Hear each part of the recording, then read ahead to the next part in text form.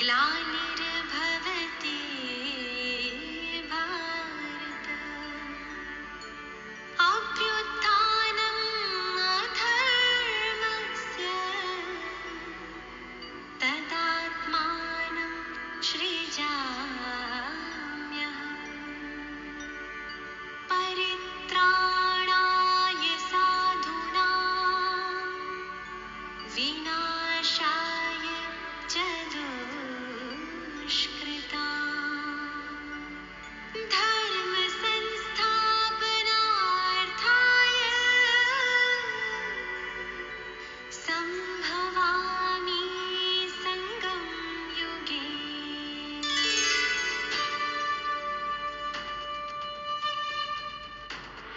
निराकार शिव है आए, गीता का ज्ञान सुनाए। निराकार शिव है आए, गीता का ज्ञान सुनाए। ब्रह्मा तन आधार ले सच्ची सच्ची गीता सुनाए। निराकार शिव है आए, गीता का ज्ञान सुनाए।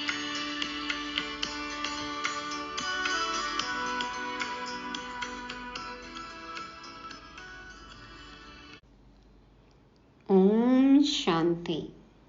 सदा खुश मिजाज ज्ञानी योगी महान आत्माओं को 28 फरवरी 2024 की गॉडली मॉर्निंग। निराकार शिव है आए, गीता का ज्ञान सुनाए। हम सब बाप समान श्री कृष्ण समान बन सबको ये बात समझाएं। बेहद के बाप ही आकर पूरी पुरानी दुनिया को, हर पतित आत्मा को पवित्र बनाते हैं, पावन बनाते हैं, काम चिता को बुझाते हैं, योग अग्नि सुलगाते हैं, ज्ञान चिता जलाते हैं और इसमें स्वाहा हो जाती है अपवित्रता और स्थापना होती है आदि सनातन देवी देवता धर्म की। आने वाली शिव जयंती पर हम कैसे कहाँ सेवा करें, बाबा आज हमें इसका डायरेक्शन देते हैं। भक्तों को समझाने की युक्ति समझेंगे तो बहुत ही उमंग उत्साह भरने वाली है आज की शिव वाणी। मीठे बच्चे, भारतवासियों को सिद्ध कर बताओ कि शिव जयंती ही गीता जयंती है। गीता से फिर होती है श्री कृष्ण जयंती। बाबा कहते हैं, बाबा ने सारा ज्ञान हमें दे दिया, अनुभव करा दिया, तो अब हमें ये बात सभी को सिद्ध करके बताना है कि शिव जयंती ही गीता जयंती है। शिव बाबा आते हैं, सच्ची सच्ची गीता सुनाते हैं, रूहानी ज्ञान देते हैं और उस अनुसार पुरुषार्थ कर श्री कृष्ण की आत्मा जो अभी ब्रह्मा बाबा है, दादा लेखराज जी ब्रह्मा बने और यही पुरुषार्थ करके वो 16 कला संपूर्ण निर्विकारी सर्वगुण संपन्न श्री कृष्ण बनते हैं, प्रिंस बनते हैं, सतयुगी प्रिंस। तो इस तरह से होती है शिव जयंती, गीता जयंती और फिर श्री कृष्ण जयंती। ये क्रम हमें सबको समझाना है। प्रश्न है, किसी भी धर्म की स्थापना का मुख्य आधार क्या है? धर्म स्थापक कौन सा कार्य नहीं करते जो बाप करते हैं? क्या अंतर है परमात्मा में और धर्म स्थापकों में? उत्तर में बाबा बताते, किसी भी धर्म की स्थापना के लिए पवित्रता का बल चाहिए। सभी धर्म पवित्रता के बल से स्थापन हुए, लेकिन कोई भी धर्म स्थापक किसी को पावन नहीं बनाते। धर्म स्थापक खुद पवित्र रहते हैं, लेकिन वो किसी और को पावन नहीं बनाते, क्योंकि जब धर्म स्थापन होते हैं तब माया का राज्य है, सबको पतित बनना ही है। पतितों को पावन बनाना यह बाप का ही काम है। वही पावन बनने की श्रीमत देते हैं। बाबा है पवित्रता का सागर। पवित्रता के बल से बाबा आदि सनातन देवी देवता धर्म की स्थापना करते हैं। ये बाबा का काम है, ड्यूटी है। और हम पावन कैसे बने, यही बाबा हमें सिखाते हैं, पढ़ाते हैं, श्रीमत देते हैं। गीत बजा इस पाप की दुनिया से और कहीं ले चल, चित चैन जहाँ पाए वहाँ लेके चल। तो पाप की दुनिया से तो अब सभी का मन भर गया है और सब चाहते हैं सुख चैन की सच्ची सतयुग नई दुनिया में जाने की सबकी इच्छा है। तो बाबा कहते हैं आओ मैं लेके चलूं तुम्हें ऐसे गगन के तले जहाँ गम भी न हो, आंसू भी न हो, बस प्यार ही प्यार पले। तो पाप की दुनिया से हम जा रहे हैं पुण्य की दुनिया में। ओम शांति। अब बच्चों ने समझ लिया है कि पाप की दुनिया किसको और पुण्य की दुनिया अथवा पावन दुनिया किसको कहा जाता है। वास्तव में पाप की दुनिया यह भारत ही है और भारत ही फिर पुण्य की दुनिया स्वर्ग बनता है। भारत ही बहिष्ट था, भारत ही दोजक बना है। भारत ही स्वर्ग था, भारत ही नरक बना है। क्योंकि काम चिता पर जलते रहते हैं। वहाँ काम चिता पर कोई जलता नहीं, वहाँ काम चिता है ही नहीं। देखो, काम विकार भी नहीं है, कामनाएं भी नहीं है, अशुद्ध कामनाएं भी नहीं है, सभी संपन्न हैं। यहाँ पे कितनी कामनाएं हैं, कितना विकार है। ऐसे भी नहीं कहेंगे कि सतयुग में काम चिता है। यह समझने की बातें हैं ना। पहले प्रश्न उठता है, भारत जो पतित दुखी है सो वही भारत पावन सुखी था जरूर। कहते भी हैं आदि सनातन हिंदू धर्म था। अब आदि सनातन किसको कहा जाता है? आदि सनातन का मतलब आदि सनातन जो आदि से है, शुरुआत से है, पवित्र धर्म, देवी देवता धर्म। तो आदि माना क्या और सनातन माना क्या? आदि माना सतयुग, कल्प की शुरुआत, आदि माना शुरू से। तो सतयुग में कौन थे? या तो सबको मालूम है कि लक्ष्मी नारायण थे। जरूर वे भी किसकी संतान होंगे जो फिर सतयुग के मालिक बने। सतयुग स्थापन करने वाला था परमपिता परमात्मा, उनकी संतान थे। परंतु इस समय अपने को उनकी संतान नहीं समझते।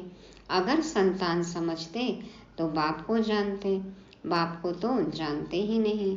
अब हिंदू धर्म तो गीता में है नहीं, गीता में तो भारत नाम पड़ा है।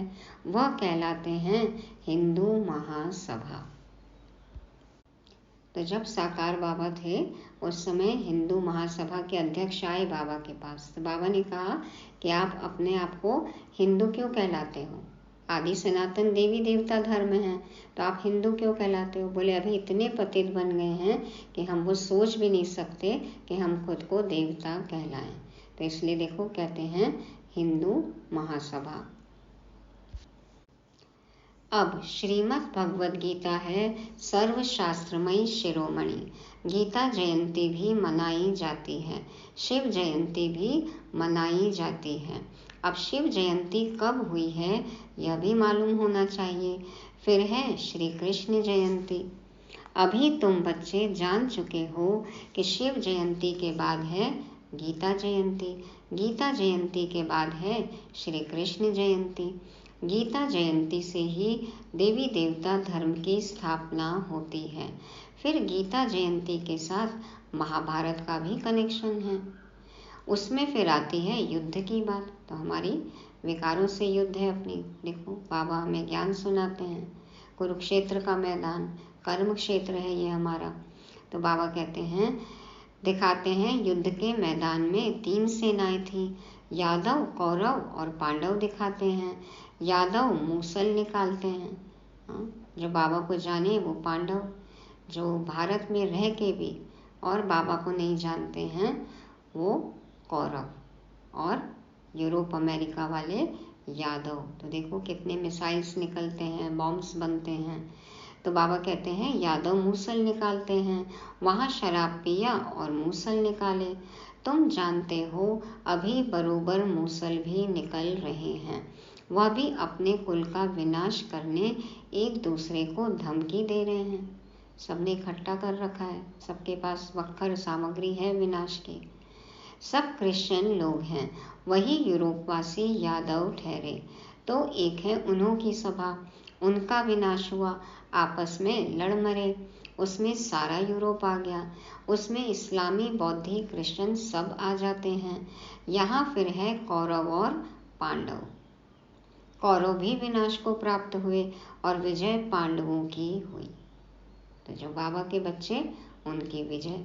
अब प्रश्न उठता है गीता का भगवान कौन, जिसने सहज योग और सहज ज्ञान सिखलाकर राजाओं का राजा बनाया अथवा पावन दुनिया स्थापन की?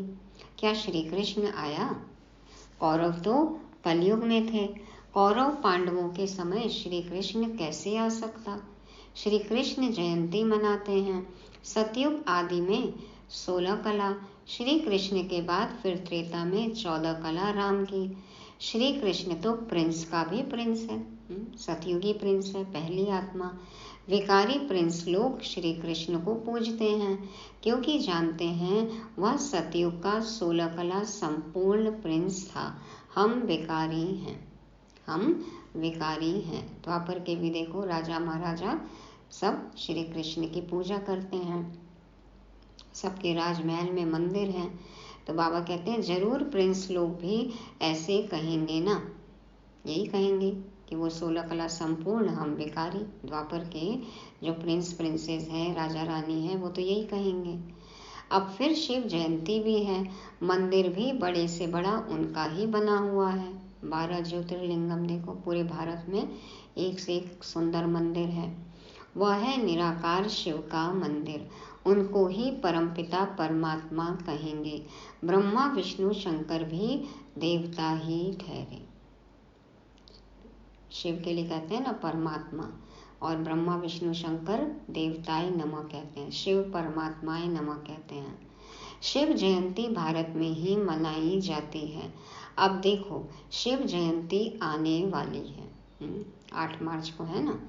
तो सिद्ध कर समझाना है, शिव को ही कहा जाता है ज्ञान का सागर, अर्थात सृष्टि को पावन करने वाला परम पिता परमात्मा। गांधी भी गाते थे, श्री कृष्ण का नाम नहीं लेते थे। अब प्रश्न उठता है शिव जयंती सो गीता जयंती या श्री कृष्ण जयंती सो गीता जयंती? श्री कृष्ण आए और उन्होंने गीता सुनाई, और शिव बाबा आए, उन्होंने गीता सुनाई, जिससे श्री कृष्ण जैसे बने। बाबा कहते हैं समझाओ सबको। अब श्री कृष्ण जयंती तो सतयुग में कहेंगे, शिव की जयंती कब हुई थी किसको पता नहीं।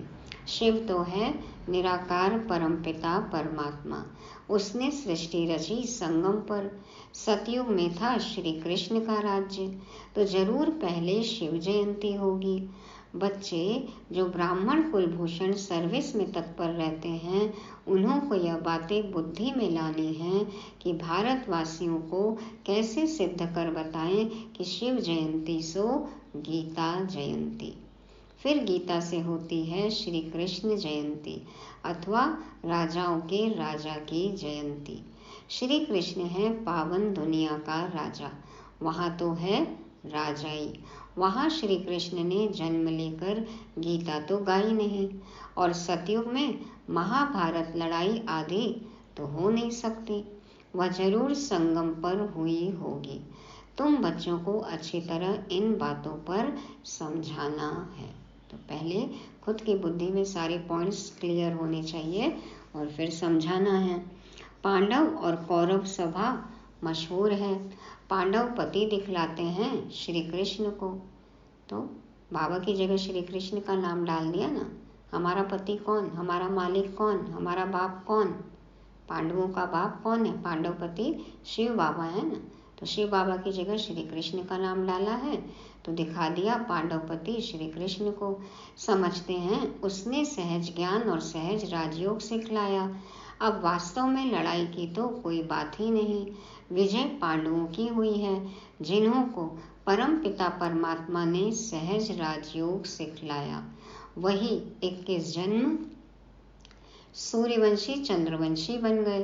तो पहले समझाना है हिंदू महासभा वालों को। सभाएं तो और भी हैं, लोकसभा, राज्यसभा, यह हिंदू सभा है मुख्य। बाबा ने कोशिश की, लेकिन देखो वो बोले कि हम तो सोच भी नहीं सकते हैं। तो अब समय आएगा जब सब समझेंगे। तो बाबा कहते हैं लोकसभा, राज्यसभा, हिंदू सभा, तो ये सब मुख्य हैं। यहाँ बताओ, जैसे 3 सेनाएं गाई हुई हैं, यादव, कौरव और पांडव, और यह हुए भी संगम पर। अभी सतयुग की स्थापना हो रही है, श्री कृष्ण के जन्म की तैयारी हो रही है। गीता जरूर संगम पर ही गाई है। अब संगम पर किसको लाएं? श्री कृष्ण तो आ न सके, उनको क्या पड़ी है जो पावन दुनिया छोड़ पतित दुनिया में आए, और श्री कृष्ण तो है भी नहीं। तुम जानते हो अब वह 84वें जन्म में है। कई लोग फिर समझते हैं श्री कृष्ण हाजिरा हजूर है, सर्वव्यापी है, हर जगह है, सर्वव्यापी है। श्री कृष्ण के भक्त कहेंगे यह सब कृष्ण ही कृष्ण है। देखो, कृष्ण के भक्त कहेंगे हर जगह कृष्ण है, राधे के भक्त कहेंगे हर जगह राधे ही राधे है। वो कृष्ण को नहीं मानेंगे, कृष्ण को मानने वाले राधे को नहीं मानेंगे। तो कितना विभाजन है ना, सबकी मत अलग अलग है। तो श्री कृष्ण ने यह सब रूप धरे हैं, वो कहेंगे सब कृष्ण ही कृष्ण है, उन्हीं का रूप है। राधे पंथी होंगे, वह फिर कहेंगे राधे ही राधे, हम भी राधे तुम भी राधे, सभी राधे हैं, देखो तभी घूम रहे हैं आधे आधे। पूरा सत्य ज्ञान किसी के पास है ही नहीं। अनेक मतें निकल पड़ी हैं, कोई कहे ईश्वर सर्वव्यापी, कोई कहे श्री कृष्ण सर्वव्यापी, कोई कहे राधे सर्वव्यापी। अब बाप तुम बच्चों को समझाते हैं, वह बाप वर्ल्ड ऑलमाइटी अथॉरिटी है, तो अब तुम बच्चों को भी अथॉरिटी दे रहे हैं कि कैसे इन सबको समझाएं। अधिकार दिया बाबा ने हमें, सबको समझाओ। हिंदू महासभा वालों को समझाओ, वह इन बातों को समझ सकेंगे। थोड़ा बहुत संस्कार होगा जिनमें, बाबा कहते हैं वही समझ सकते हैं। जो देवी देवताओं को पूजते हैं, मानते हैं, वो थोड़ा रुचि दिखाएंगे। तो बाबा कहते हैं बाबा तुमको अथॉरिटी दे रहे हैं, तुम सबको समझाओ, हिंदू महासभा वालों को समझाओ, वह इन बातों को समझ सकेंगे। वह अपने को रिलीजियस माइंडेड मानते हैं, अपने आप को कहते हैं हम बहुत धार्मिक हैं। गवर्नमेंट तो कोई धर्म को मानती नहीं। भारत धर्मनिरपेक्ष देश है ना, लेकिन अभी देखो बोलबाला है, आदि सनातन धर्म कहते हैं, वो जो भी समझते हैं वापस लाना है। भारत नाम भी रखा है, तो गवर्नमेंट अपने तरीके से जो भी है कदम उठा ही रही है। तो बाबा कहते हैं गवर्नमेंट तो कोई धर्म को मानती नहीं, वह खुद ही मूंझ गए हैं। शिव परमात्मा है निराकार ज्ञान सागर, और कोई को ज्ञान का सागर कह नहीं सकते। वह जब सम्मुख आकर ज्ञान दे तब राजाई स्थापन हो, फिर तो बस राजाई स्थापन हो गई, फिर सम्मुख तब आए जब राजाई गवाओ। सम्मुख आते हैं तो राजाई स्थापन होती है, और फिर जब राजाई गंवा देते हैं तब सम्मुख आते हैं। तो तुमको सिद्ध करना है शिव परमात्मा है निराकार ज्ञान सागर। शिव जयंती सुगीता जयंती, इस पर नाटक बनाने हैं जो मनुष्यों की बुद्धि से श्री कृष्ण की बात निकल जाए। तो ऐसी फिल्में बनाएं, नाटक बनाएं, नृत्य नाटिका बनाएं, जगह जगह दिखाएं, तो लोगों को समझ में आए। निराकार शिव परमात्मा को ही पतित पावन कहा जाता है। शास्त्र आदि जो भी बने हैं वह सब मनुष्य मत पर मनुष्यों ने बनाए हैं। बाबा का शास्त्र तो कोई है नहीं, बाबा तो ज्ञान का सागर है, आते मुरली चलाते हैं। बाप कहते हैं मैं सम्मुख आकर तुम बच्चों को बैगर टू प्रिंस बनाता हूँ और फिर मैं चला जाता हूँ। यह नॉलेज मैं ही सम्मुख सुना सकता हूँ। इतना फ्लुएंट, इतना अथॉरिटी से तो बाबा ही बोल सकते हैं। वह गीता सुनाने वाले भल गीता सुनाते हैं, परंतु वहाँ भगवान सम्मुख तो है नहीं। कहते हैं गीता का भगवान सम्मुख था जो स्वर्ग बनाकर चला गया। तो क्या वह गीता सुनने से कोई मनुष्य स्वर्गवासी हो सकता है? मरने समय भी मनुष्यों को गीता सुनाते हैं और कोई शास्त्र नहीं सुनाते हैं। समझते हैं गीता से स्वर्ग की स्थापना हुई है, इसलिए गीता ही सुनाते हैं। तो वह गीता एक होनी चाहिए ना। अभी तो देखो कितने संस्करण निकल गए, कितने वर्षन्स निकल गए हैं, सबकी अपनी अपनी गीता है, कितना विस्तार कर दिया है, तो तभी खंडन हो गया ना। तो बाबा कहते हैं दूसरे धर्म सब पीछे आए हैं और कोई कह नहीं सकते तुम स्वर्गवासी बनेंगे। फिर मनुष्यों को पिलाते भी गंगा जल हैं, जमुना जल नहीं पिलाते। गंगा जल का ही महत्व है। तो ये ज्ञान गंगा का महत्व है। देखो बूंद बूंद करके बाबा हमारी बुद्धि में टपकाते रहते हैं। तो ये चलना चाहिए हमारे बुद्धि में। कल भी था ना विचार सागर मंथन करना है, तो गंगा जल का ही महत्व है। बहुत वैष्णव लोग जाते हैं मटके भर कर ले आते हैं। आजकल तो बॉटल के बॉटल देखो बिकते भी हैं।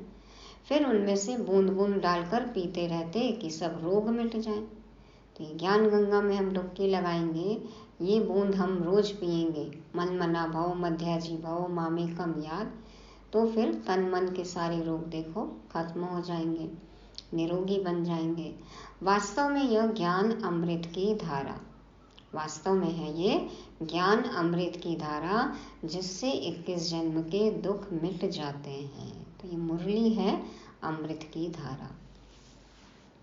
तुम चैतन्य ज्ञान गंगाओं में स्नान करने से मनुष्य स्वर्गवासी बन जाते हैं। ज्ञान सुनेंगे तो स्वर्ग में आएंगे। तो जरूर पिछाड़ी में ज्ञान गंगाएं निकली होंगी। वह पानी की नदियां तो है ही हैं। ऐसे थोड़ी कोई पानी पीने से देवता बन जाएंगे। पानी पियो ये वाला और देवता बन जाओ। यहाँ कोई थोड़ा ही ज्ञान सुनते हैं तो स्वर्ग के हकदार बन जाते हैं। यह है ज्ञान के सागर शिव बाबा की ज्ञान गंगाएं। ज्ञान सागर गीता ज्ञानदाता एक शिव है, श्री कृष्ण नहीं है। सतयुग में पतित कोई होता नहीं जिसको ज्ञान दे। यह सब बातें भगवान बैठ समझाते हैं। हे अर्जुन व हे संजय, नाम मशहूर हो गया है। अर्जुन जो ज्ञान अर्जन करे, संजय, हाँ देखो बाबा कहते हैं ना जगदीश भाई को कि बाबा ने जो ज्ञान सुनाया उसको कितनी अच्छी तरह से सबके सामने जगदीश भाई ने रखा। सारा लिटरेचर यज्ञ का मोस्टली देखो जगदीश भाई ने लिखा है। तो बाबा कहते हैं हे अर्जुन व हे संजय, नाम मशहूर हो गया है, लिखने में बहुत तीखा है, निमित्त बना हुआ है। अब शिव जयंती आती है तो उस पर बड़े बड़े अक्षरों में लिखना है। शिव हो गया निराकार, उनको ज्ञान सागर ब्लिसफुल कहा जाता है। श्री कृष्ण को नॉलेजफुल ब्लिसफुल नहीं कहेंगे। शिव परमात्मा ही नॉलेज देते हैं, रहम करते हैं। क्या है रहम बाबा का? भगवान की कृपा क्या है? नॉलेज ही रहम है। बाबा का आना, नॉलेज देना, यही सबसे बड़ी कृपा, आशीर्वाद, रहम है। मास्टर रहम कर पढ़ाते हैं तो बैरिस्टर, इंजीनियर आदि बन जाते हैं। सतयुग में ब्लिस की दरकार नहीं। तो पहले पहले सिद्ध करना है कि निराकार ज्ञान सागर शिव जयंती सो गीता जयंती व सतयुगी साकार श्री कृष्ण जयंती सो गीता जयंती। यह है तुम बच्चों को सिद्ध करना। सही क्रम क्या है ये सिद्ध कर बताओ। तुम जानते हो जो भी पैगंबर आदि आते हैं वह पावन नहीं बनाते। द्वापर से माया का राज्य होने से सब पतित हो जाते हैं। फिर जब तंग होते हैं तो चाहते हैं हम जाएं। अब कहते हैं ना कि दुनिया बनाने वाले क्या तेरे मन में समाई, काहे को दुनिया बनाई। कहते हैं ना, अब उठा लो भगवान। तो तंग हो गए हैं। जो धर्म स्थापन करते हैं वही फिर वृद्धि को पाते हैं। पवित्रता के बल से धर्म स्थापन करते हैं, फिर अपवित्र बनना ही है। मुख्य है 4 धर्म, इनसे ही वृद्धि होती है। आदि सनातन देवी देवता धर्म, इस्लाम, बौद्ध धर्म और ईसाई धर्म, इससे ही वृद्धि होती है। टालियां निकलती हैं। शिव जयंती, गीता जयंती सिद्ध होने से और सब शास्त्र उड़ जाएंगे, क्योंकि वह है मनुष्यों के बनाए हुए। कहाँ परमात्मा का ज्ञान और कहाँ मनुष्य आत्मा का ज्ञान। वास्तव में भारत का शास्त्र एक ही गीता है। मोस्ट बिलीवेड बाप कितना सहज कर समझाते हैं। उनकी श्रेष्ठते श्रेष्ठ मत है। अब तुमको यह सिद्ध करना है कि निराकार ज्ञान सागर जयंती, सो गीता जयंती, या सतयुगी साकार श्री कृष्ण जयंती, सो गीता जयंती। आज बाबा कह रहे हैं ये सिद्ध कर बताओ। ये पॉइंट क्लियर करना बहुत जरूरी है। तो इनके लिए बड़ी कॉन्फ्रेंस बुलानी पड़े। यह बात सिद्ध हो जाए तो फिर सब पंडित तुमसे आकर यह लक्ष्य लेंगे। शिव जयंती पर कुछ तो करना है ना। करना है। सब तैयार हैं? हिंदू महासभा वालों को समझाओ, उनकी बड़ी संस्था है। सतयुग में है आदि सनातन देवी देवता धर्म, बाकी सभा आदि कोई नहीं। सभाएं हैं संगम पर। पहले तो सिद्ध करना है कि वास्तव में आदि सनातन सभा है यह ब्राह्मणों की, पांडवों की। पांडवों ने ही विजय पाई जो फिर स्वर्गवासी हुए। अब तो कोई आदि सनातन देवी देवताओं की सभा कह न सके। देवताओं की सभा नहीं कहेंगे, वह है सॉवरेंटी, राज्य अधिकार है ना वहां पर। सब कितने धनवान हैं, ऐश्वर्यशाली हैं। बाबा कहते हैं सभा तो यहाँ पे है। ये ब्राह्मणों की सभा जो है ये है आदि सनातन देवी देवताओं की सभा। हम ही देवी देवता बनते हैं ना, तो वहाँ पे तो सभा नहीं है, वहाँ पे सॉवरेंटी है। कल्प के संगम पर यह सभाएं थीं। उनमें एक थी पांडव सभा, जिसको आदि सनातन ब्राह्मणों की सभा कहेंगे। यह कोई नहीं जानते। श्री कृष्ण के नाम से ब्राह्मण है नहीं। ब्राह्मणों की चोटी ब्रह्मा के नाम से है। ब्रह्मा के नाम से तुम ब्राह्मण सभा कहेंगे। यह बातें समझाने वाला भी बुद्धिमान चाहिए। इसमें ज्ञान की पराकाष्ठा चाहिए। जितना विचार सागर मंथन करेंगे, ज्ञान को समझेंगे, धारणा मूर्त बनेंगे, योग युक्त रहेंगे, अच्छे से समझा सकते हैं, सेवा कर सकते हैं, बाबा हमें यूज कर सकते हैं। निराकार शिव ही गीता ज्ञान दाता दिव्य चक्षु विधाता है।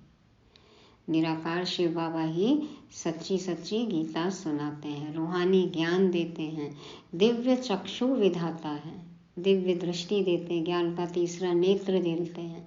हमारा दृष्टिकोण बदल जाता है, नजरिया बदल जाता है, हम आत्माभिमानी हो जाते हैं।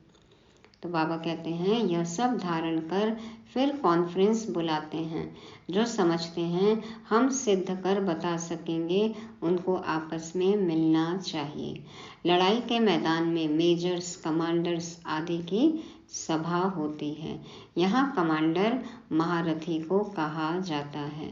बाबा क्रिएटर, डायरेक्टर हैं, स्वर्ग की रचना करते हैं, फिर डायरेक्शन देते हैं, महासभा बनाओ, फिर इस बात को उठाओ। तो आपस में भाई बहनों को संगठन बनाना चाहिए, सेवा का प्लान बनाना चाहिए।